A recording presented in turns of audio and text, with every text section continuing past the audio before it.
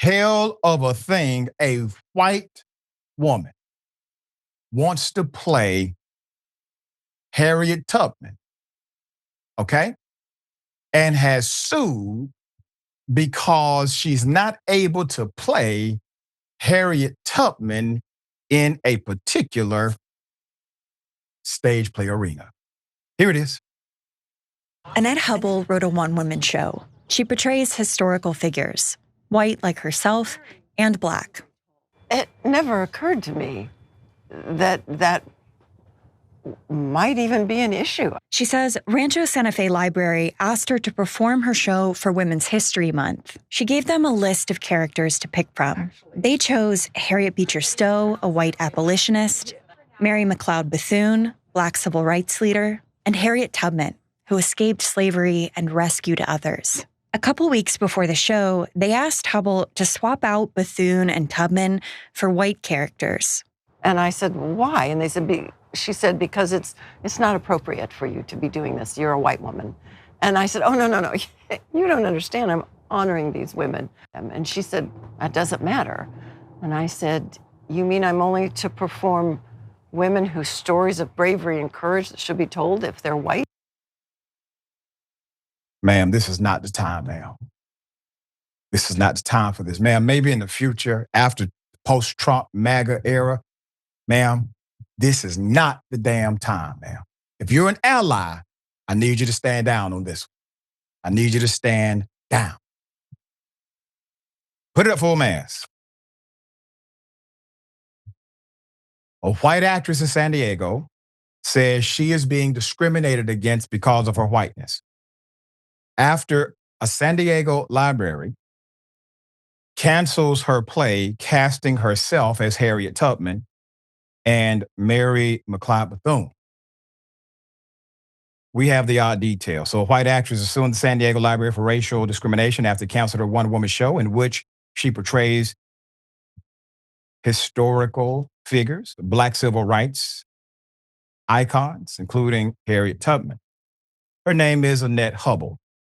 Miss Annette Hubbell is 76 years of age, has been presenting her Woman Warrior show, paying tribute to the women she most admires. For 5 years at venues across the country. In it, she brings to life a roster of extraordinary female characters, black and white, which her lawsuit describes as ordinary women who transformed themselves and left the world a better place. Now, keep her picture up just for a moment. Now, Miss Hubbell, I don't know you, and I'm assuming you are somewhat of an ally. I think you have a major blind spot. Those women that you're representing fought to ensure that black women could play those roles. As a matter of fact, blackface is rooted in the fact that black folk had to wear black paint on their face in order to act in a stage play with whites, because the audience of white people did not want to see their natural black skin. In addition to that, if they did not have a black actor or actress to put on blackface, a white person would do it. And in a seemingly mocking way, over exaggerated features, etc. My point to you is there's a connection between theater, stage play, racism, and access.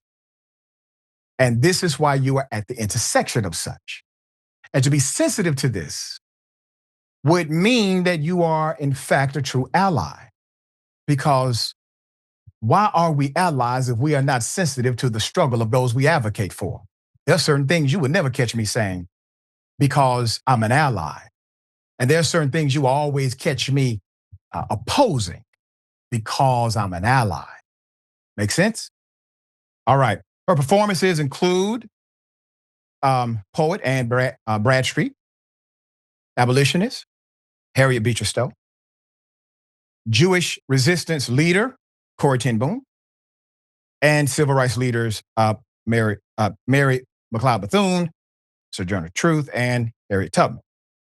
So these are all iconic individuals.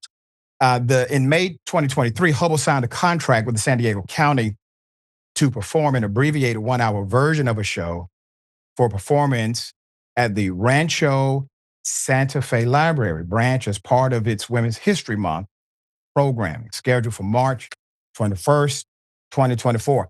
To a degree, I do fault the good people at the library. You should have knew that this is her flavor, okay? Should have known. But it seems as if you did know, you still signed it. And then somebody looked at this contract later and said, wait a minute, she's playing what? So given a choice of 8 characters, a branch manager, Christina Patterson, had a request from Miss Annette to portray 3 historical American women, Stowe, Bethune, and Tubman. 2 weeks prior to the performance date, Patterson made a request to Hubbell to switch out Tubman and Bethune, the 2 African-American figures, for 2 white characters, explaining that, quote, our administration was uncomfortable with you performing Black characters as a white woman, basically. Let's put up Miss Annette again. Let's put a picture up. Okay, so here's the thing, Miss Annette. I'm going to assume that you did not mean any harm, and also assume that, yeah, they have a contractual obligation here. With that being said, can you understand the position of the community? Damn the library, damn the administration. Can you understand the position of Black folk? Can you understand the position of Black people? Okay. All right. So taken aback, according to Miss Annette, she was taken aback by this whole thing. Taken aback, Ms. Hubbell phoned the branch supervisor, whose name is Rebecca Lynn, and posed the question to Rebecca Lynn whether she could, quote, only honor women of courage and integrity if they're white, end quote. Lynn confirmed this was so, saying, quote, that's pretty much it. That's according to the complaint obtained by Atlanta Black Star. Another quote, and I said, why? Ms. Hubbell recounted to KBPS News. Quote, and they said, quote, because it's not appropriate for you to be doing this, you're a white woman, end quote. And I said, oh, no, you don't understand. I'm honoring these women. I have so carefully researched, Ms. Hubbell said. And they said, that doesn't matter. Ms. Hubbell, we're back to the same point again. It's just, it's a blind spot here, man. We understand. I believe you take your role very seriously.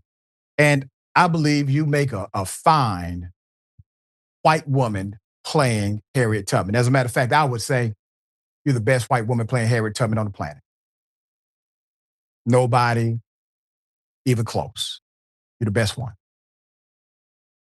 But to take the opportunity to just consider allowing a Black woman to join you in that moment to play those pivotal characters for the overall message of who and what these women represent to come through loud and clear should be a priority, at least a consideration matter. We try not to be bigger than the message, if that makes sense. There's more. Miss Hubbell, Miss Hubbell and Miss Hubbell said she pressed Ms. Patterson to explain, asking, Well, tell me how this is different from the Hamilton play. In Hamilton, non-white actors portray white historical figures.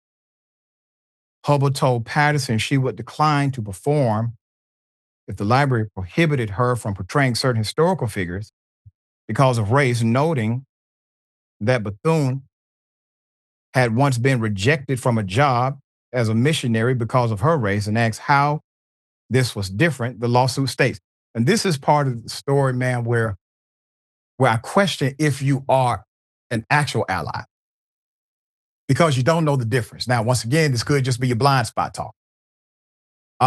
It ain't the same now. Okay, you are of the majority. You're of the majority. The book was written for you. You don't have to be on the same page when the whole book was written for you to succeed. So while the book was written for you, and the book was written for the majority, was written by the majority, the demographic that you're portraying is not simply a demographic of gender. It is a demographic of race as well. So while we appreciate you wanting to honor these historical women, understand that the representation matters, especially when you're talking about doing a stage play. Once again, stage plays, access, racism have been a historical dynamic connected to it. So later that day, the library canceled the performance, okay? So Miss Hubbell then complained about what she considered discriminatory treatment, San Diego County Supervisor Joel Anderson, prompting a review of the matter among county administrators and the diversity and inclusion team, who agreed the decision to ask Hubbell to perform different characters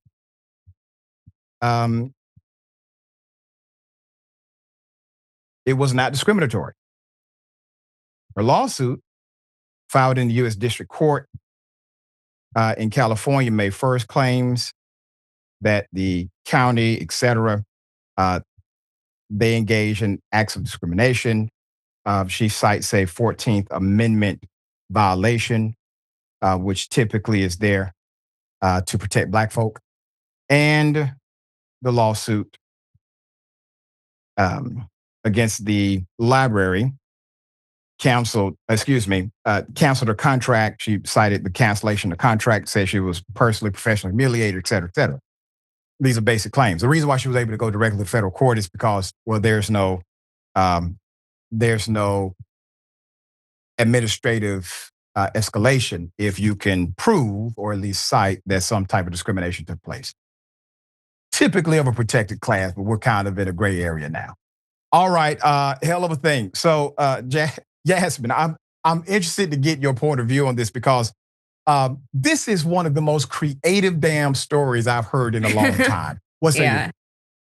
It is that. This story is funny to me. It's just like, you could just not, like, why are we doing any of this? But look, I'm kind of in two minds here, right? Like, I don't necessarily think that you need to be every part of the character that you're playing. But I also thought that, like, when Jennifer Lopez was playing an Italian woman in The Wedding Planner, like, that was a stretch. I see how they got there, but it still felt like a stretch. And then in 5th grade, I had to dress up like Susan B. Anthony, who is a white woman. I'm obviously not white. We had a Puerto Rican kid dress up as Elvis, and he killed it, by the way. Shout out to Eric. But this is like wholly unnecessary and next level. And regardless of this woman's initial intentions, this is now a story about a white woman centering herself around the story of Harriet Tubman, the most prominent Black woman champion against slavery in the history of this country.